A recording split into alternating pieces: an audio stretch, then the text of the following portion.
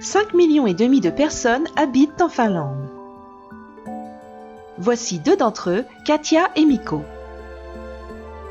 Ce sont à mains égards des Finlandais moyens. Katja a 44 ans et Mikko 41 ans. 90% des Finlandais ont le finnois pour langue maternelle et c'est le cas de Katja et Mikko. Le grand-père de Mikko est suédophone. Le suédois est la deuxième langue officielle de la Finlande. Il est parlé par environ 5% de la population. Mikko fait partie de l'église évangélique luthérienne, comme 70% des Finlandais. Katja, pour sa part, a quitté l'église il y a plusieurs années. Katja et Mikko sont fiancés, mais pas mariés. La plupart des Finlandais vivent en concubinage ou sont mariés. Les couples peuvent se marier à l'église ou lors d'une cérémonie civile.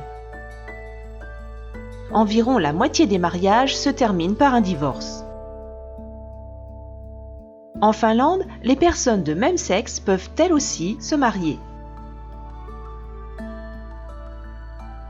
Si une famille finlandaise a des enfants, ils sont en général 1 ou 2. 30% des familles ont un animal de compagnie. Le plus souvent, il s'agit d'un chat ou d'un chien.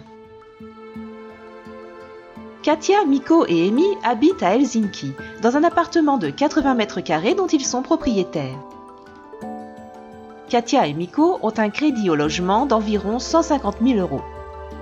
C'est le montant typique d'endettement d'une famille finlandaise avec enfants. Le logement le plus courant chez les Finlandais est la maison individuelle ou la maison jumelée, et le deuxième le plus courant, l'appartement en immeuble. Le vendredi matin, très tôt, Katja a une réunion vidéo. Katja est chef de projet dans un grand bureau d'ingénieur.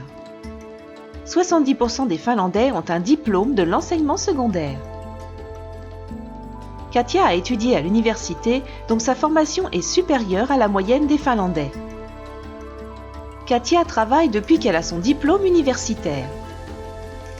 Les statistiques montrent bien que meilleure est notre formation, plus on est sûr de trouver un emploi.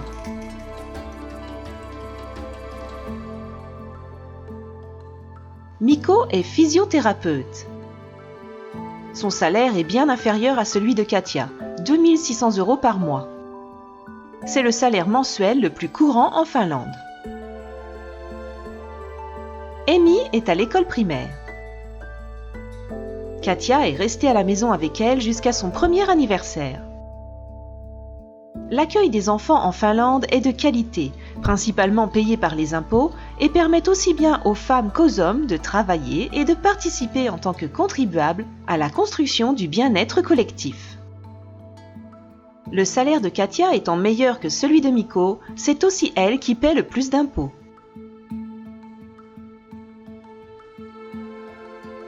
Le vendredi soir, c'est le soir de sauna pour la famille.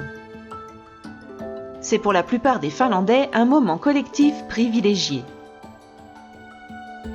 Le fait est qu'il y a en Finlande un nombre impressionnant de saunas puisqu'on en compte 2 300 000. Si nous étions en été, la famille serait dans sa maison de vacances. Là-bas aussi, ils profiteraient du sauna. Une saucisse grillerait sur le poêle du sauna et Emi pataugerait sans arrêt dans le lac. Les maisons de vacances et le calme de la nature sont des choses importantes pour de nombreux Finlandais. En Finlande, il y a un demi-million de maisons de vacances et les gens y passent beaucoup de temps, surtout pendant les congés.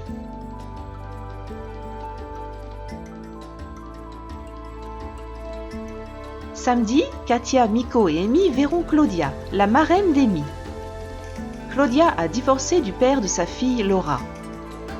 Ils sont en garde alternée et cette semaine, Laura est chez son père, avec la nouvelle épouse de ce dernier et avec ses 2 demi-sœurs. Plus tôt dans la journée, Claudia a vu beaucoup de ses amis finlandais qu'elle a rencontrés dans une association de protection de l'environnement. Il y a en Finlande un grand nombre d'associations par rapport au nombre d'habitants. Dans ces associations, les gens s'aident mutuellement et aident les autres, pratiquent des loisirs qui les intéressent et organisent divers événements par exemple. Claudia habite en Finlande depuis 10 ans. Elle a appris le finnois et les traditions finlandaises grâce à ses amis, à ses loisirs, à l'école et à son travail. Elle se rappelle souvent avec amusement qu'au début, elle pensait que les gens étaient en colère quand ils restaient silencieux. Désormais, Claudia sait qu'en Finlande, il est tout à fait courant de rester silencieux à plusieurs et que cela n'implique pas la moindre colère. Le plus souvent, quand ils saluent un inconnu ou une vague connaissance, les Finlandais se serrent la main, même entre hommes et femmes. En famille et entre amis, on se salue souvent par une étreinte. La bise, en revanche, n'est pas dans les habitudes finlandaises. Aujourd'hui, Claudia, Katia, Mikko et Emi ont l'intention d'aller faire une bonne randonnée.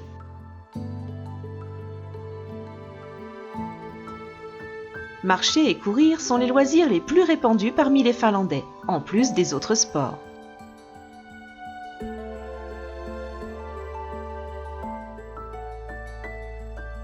Un autre loisir populaire est la culture, notamment la lecture, la musique ou le cinéma.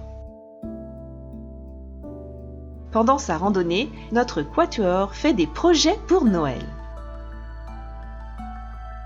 En Finlande, que les gens fassent ou non partie de l'église, ils célèbrent les fêtes religieuses, chacun à sa manière.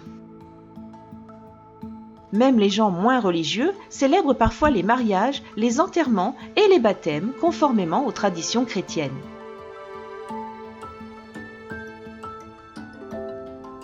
Claudia n'a pas de proches en Finlande, mais la famille de Katia et Mikko lui est devenue très proche. À Noël, Katia, Mikko, Emi, Claudia et Laura iront à la campagne chez les parents de Mikko. 15 membres de la famille s'y réuniront, venus de toute la Finlande. Au programme, sauna de Noël, messe de Noël, mets traditionnels et bons moments passés ensemble.